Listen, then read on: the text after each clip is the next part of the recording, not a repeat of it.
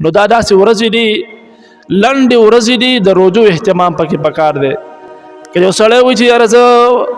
بار بار روزې نشم نیوی نو کم از کم د زیارت او د ګل په ورځ د روزو اهتمام شروع کړو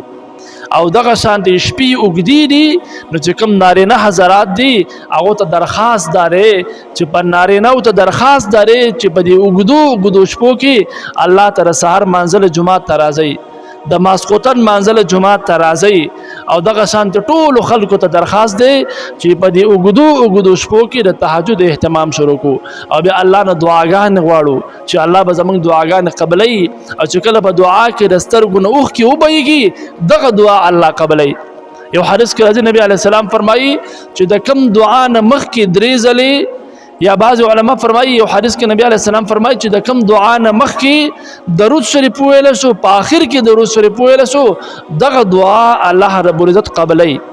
ولې قبلوي چې درود شریف الله قبلوي نو د دې په منځ کې چې کومه دعا مو شو هغه الله رب العزت قبلوي او بیا چې د سترګو نه اوښکې وبهیږي نو حدیث کې راځي نبی علیه السلام فرمایي چې د کومه سترګې نه اوښکې وبهېده د الله د یېرې د وجې نه په دغه سترګه باندې د جهنم اور حرام دی نو چې کله دعا کوو نو په دعا کې محترم موږ تاسو له پکار داره چې الله ته جاړو د جړا کیفیت جوړو او دغه شان د تهجد اهتمام کوو